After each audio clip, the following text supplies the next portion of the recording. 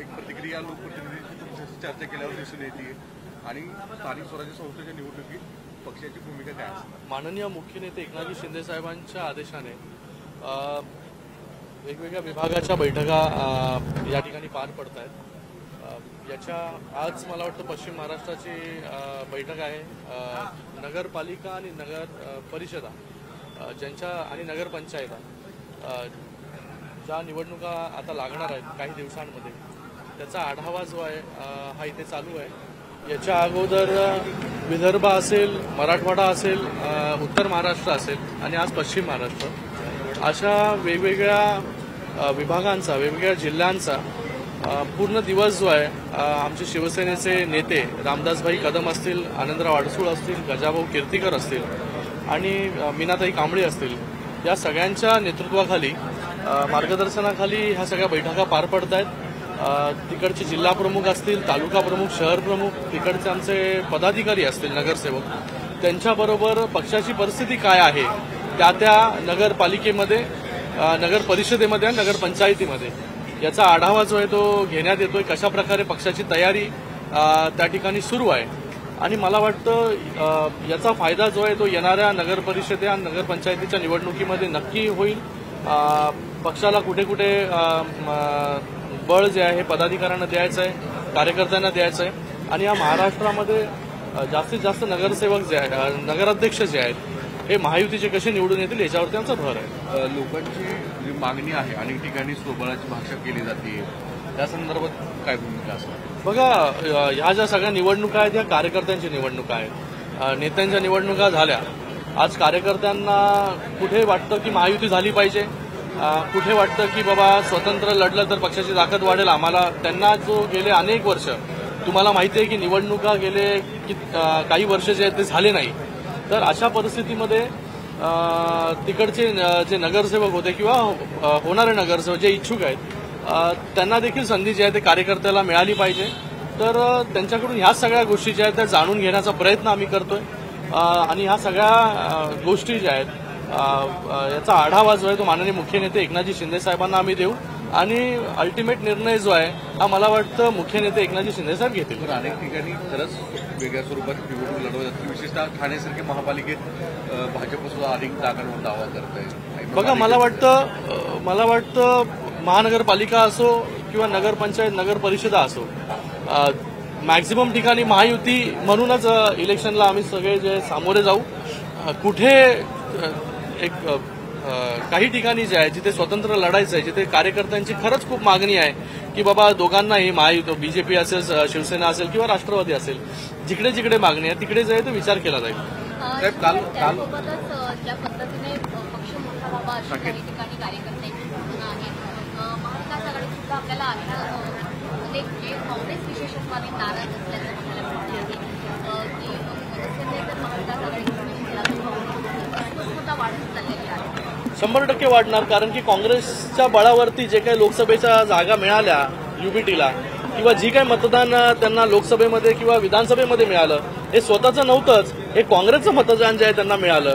आणि आता काँग्रेसला बाजूला ठेवून कोणाबरोबर दुसऱ्याबरोबर जे आहे ते चूल मांडण्याचं काम हे करतायत, तर साहजिक आहे काँग्रेस त्याच्यावरती आक्षेप जे आहे ते घेणारच आहे. संजय राऊतांचं विधान येतं की ठाण्यामध्ये जवळपास 17 जागांमध्ये त्यांचे पक्ष जिंकले.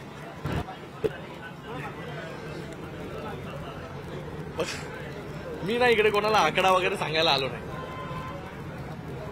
मुंबई MMR रिजन असेल किंवा महाराष्ट्र असेल, मॅक्झिमम ठिकाणी जे आहे हे महायुतीचे जे आहे हे महापौर बसतील, नगराध्यक्ष बसतील. त्यांचा जो दावा एवढा कॉन्फिडन्स, आता थोडे दिवस जाऊ द्या ना. कॉन्फिडन्स त्यांना विधानसभेमध्ये पण होता की. काल उद्धव ठाकरे आणि राज ठाकरे परिवारासह एकत्रित आले, असं वारंवार म्हटलं जातं की यांचा परिणाम थेट तुमच्या शिवसेनेवर अधिक. बघा, लोक ना खूप हुशार आहेत. ज्या लोकांनी मराठी माणसाला वाऱ्यावर सोडलं, कधी मराठी माणसाबद्दल विचार केला नाही. मराठी माणूस जो आहे मुंबईमधून गेला डोंबिवली, कल्याण, कर्जत, कसारापर्यंत, तेव्हा यांना मराठी माणसाची आठवण झाली नाही. जेव्हा लोक ट्रान्झिटमध्ये गेले अनेक वर्ष राहत होते, बीडीडीचा विषय होता, तो कधी यांनी सोडवला नाही. रमाबाई नगरचा विषय होता.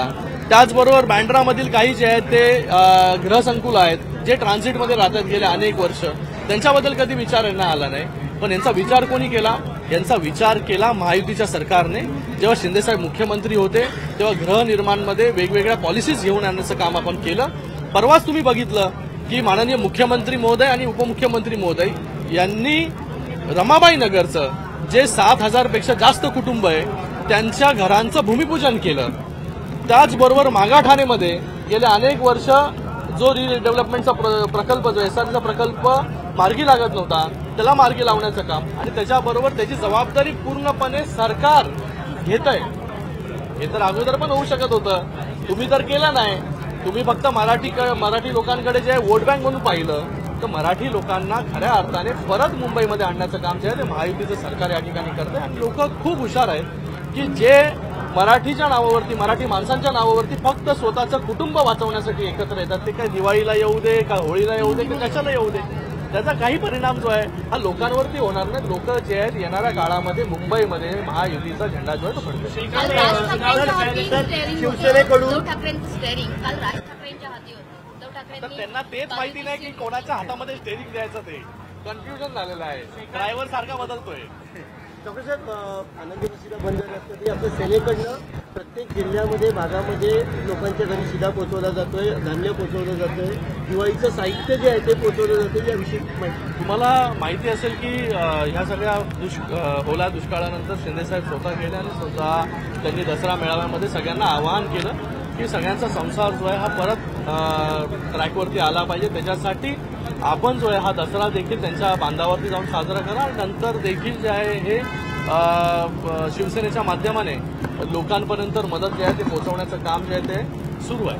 श्रीकांत जी, निकाय चुनाव से पहले कार्यकर्ता जो है मिलने के लिए आए हैं, आज की बैठक की पृष्ठभूमि क्या रही? ये सभी नेता रामदास भाई कदम हो, आनंदराव अडसूळ जी हो या गजानन कीर्तिकर हो या मीनाताई कांबळे हो, इनके नेतृत्व में ये बैठक सब यहाँ पर चल रही है. और मराठवाड़ा हो, पश्चिम महाराष्ट्र हो, उत्तर महाराष्ट्र या विदर्भ हो, आज पश्चिम महाराष्ट्र की यहाँ पर मीटिंग है. इसके पहले बाकी सब रीजन की मीटिंग हो गई. सभी पदाधिकारियों से, सभी नेताओं से, हमारे जिला प्रमुख है, तालुका प्रमुख है, उनसे जानने की कोशिश हम कर रहे हैं कि किस प्रकार से इस स्थानीय निकाय चुनावों की तैयारी हम सभी लोग कर रहे हैं. पार्टी कर रही है. पार्टी की ताकत कहाँ कहाँ मजबूत है, पार्टी को और ताकत हमारे पदाधिकारियों को कहाँ देनी है, तो इसके ऊपर पूरे दिन भर चर्चा होती है, डिस्कशन होता है. और मुझे लगता है कि आने वाले समय में शिवसेना की ताकत जो है और बढ़ेगी और महायुति के ज्यादा से ज्यादा नगर अध्यक्ष इस महाराष्ट्र में कैसे चुनकर आए, महापौर कैसे चुनकर आए और जिला परिषद के अध्यक्ष कैसे चुनकर आए, इसके ऊपर हम लोग काम कर रहे हैं. डॉक्टर साहेब, गेले 2-3 दिवस बैठका सुरू आहे. 2-3 दिवस बैठक. प्रधानमंत्री नरेंद्र मोदी ने ये कहा कि जब 2014 में वो सत्ता में आए थे तो नक्सलवाद से पूरे देश भर में 125 जिले प्रभावित थे और आज नतीजा ये है कि वो संख्या 11 तक आ गई है. 125 से 11 तक. गढ़चिरौली में आत्मसमर्पण किया. ये बहुत बड़ी जीत हमारी सरकार की है, नरेंद्र मोदी सरकार की है.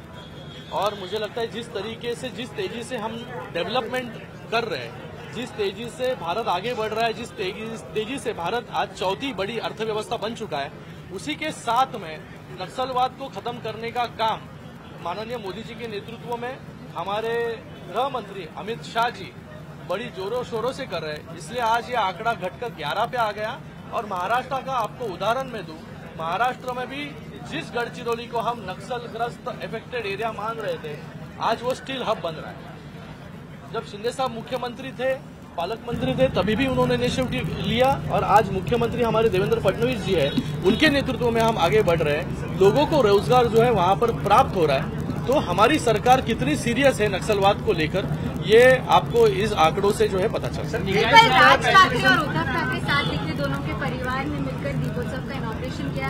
दोनों भाइयों का साथ आने पर शिवसेना पर क्या फर्क पड़ेगा लोकल बॉडी इलेक्शन? देखो, मुझे लगता है कि लोग बहुत समझदार है, वोटर्स बहुत समझदार है कि जिन मराठी वोटर्स के लिए, जिस मराठी लोगों के लिए इन्होंने कभी कुछ किया नहीं, जब पूरी ताकत थी इस मुंबई म्यूनिसिपल कॉर्पोरेशन में, 25 साल तक इन्होंने राज किया है यहाँ पर, लेकिन मराठी आदमी जो है वो गया, कर्जत गया, कसारा गया, बदलापुर गया, वो मुंबई से बाहर चला गया क्योंकि उसको घर की परिस्थिति, घर यहाँ पर नहीं मिले, घर जो रीडेवलपमेंट में फंसे हुए थे, लोग ट्रांजिट में 14-14 साल रह रहे. तभी इनको मराठी लोगों की याद नहीं आई। आज मराठी के नाम पर ये दोनों लोग साथ में आ रहे हैं, तो मुझे लगता है लोग बहुत होशियार है। आज लोगों का घर का विषय देखिए, किसी भी मध्यम वर्ग का एक सपना होता है कि हमारा खुद का घर हो, छत हो। आज जिन लोगों को आपने ट्रांजिट में 14-14 साल रखा, आपके घर के बगल में ट्रांजिट है, आपको उनकी कभी याद नहीं आई, लेकिन इन लोगों को न्याय देने का काम महायुति की सरकार ने किया। पीडीडी 4 का विषय हो, वहां पर रिडेवलपमेंट आप देखते होंगे। रमाबाई नगर का सबसे बड़ा विषय, 7,000 से ज्यादा घरों का विषय, परसों माननीय मुख्यमंत्री देवेंद्र फडणवीस जी, उप मुख्यमंत्री महोदय, इनके नेतृत्व में, इनके हाथों से शिलान्यास वहां पर हुआ और इसकी पूरी जिम्मेदारी सरकार ने ली। तो इसके पहले कभी भी मराठी लोगों की याद इनको नहीं है। तो लोग बहुत समझदार है कि कौन हमारे लिए खड़ा है, और लोग इसका रिजल्ट जो है, जैसे विधानसभा में लोगों ने रिजल्ट दिया महायुति को, वैसे ही बीएमसी और बाकी स्थानीय चुनाव में महायुति के साथ लोग खड़े रहेंगे। संजय गांधी सरकार नक्सलिज्म को खत्म करने के लिए सीरियस है, लेकिन कांग्रेस सरकार आरएसएस को खत्म करने के लिए लगातार डिमांड कर रही है। एक ताजा मामला सामने है जहां पर आरएसएस की शाखा में अटेंड करने के लिए एक ऑफिसर को सस्पेंड कर दिया है। देखो, मुझे लगता है कि जिस तरीके से आरएसएस हो या हमारी महायुति हो, जिस तरीके से काम कर रही है, ये कांग्रेस को हमेशा गए कई सालों से वोट बैंक की राजनीति पर उन्होंने राज किया, काम किया, इसलिए चुनकर आए। आज डायनामिक्स बदल रहे, लोग समझदार हो गए, तो इसलिए ये इनसिक्योरिटी होगी उनको।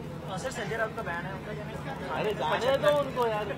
साहेब, गेले 2-3 दिवस तुम्ही आढावा घेताय, अनेक ठिकाणी इच्छुक भरपूर प्रमाणात आहे, त्यांचं प्रेझेंटेशन ते तुम्हाला देत आहेत, अडचणी येत आहेत का नक्की कोण निवडायचं? कारण भरपूर इच्छुक तरी वाद वाढत आहेत आपापसात. नाही, वाद वगैरे काही नाही. ह्या बैठकीचा जो उद्देश आहे हे जाणून घेणं आहे की कुठल्या कुठल्या नगर परिषदेमध्ये किंवा जिल्हा परिषदेमध्ये ताकद आपली आहे, कुठल्या कुठल्या इथे लोकांना जे युती करायची आहे. काही लोकांचं म्हणणं असतं की बाबा स्वतंत्र लढलं पाहिजे, काही लोक म्हणतात की युतीमध्ये गेलं पाहिजे. तर या सगळ्यांचा आढावा जो आहे तो घेण्याचं काम आम्ही लोक करतोय आणि अल्टिमेट निर्णय जो आहे हा मुख्य नेते एकनाथजी शिंदे साहेब घेतात. पण जेव्हा इच्छुक भरपूर असतील आणि असे प्रसंग येईल त्यावेळी कशा पद्धतीने सिच्युएशन हँडल करणार? बघा, रूट लेवलचे कार्यकर्ते इन्व्हॉल्ड असं ज्या नक्कीच ह्या ज्या निवडणुका आहेत ह्या कार्यकर्त्यांच्या निवडणुका आहेत. कार्यकर्ते गेले अनेक वर्ष थांबलेले आहेत की निवडणुका कधी होतील. आज निवडणुका लागलेल्या आहेत, तर कार्यकर्त्यांचं जे म्हणणं आहे हे म्हणणं देखील जे आहे हे पूर्णपणे ऐकलं जातंय आणि त्याची नोटिंग करून जे आहे ते शिंदे साहेबांना सांगितलं जाईल.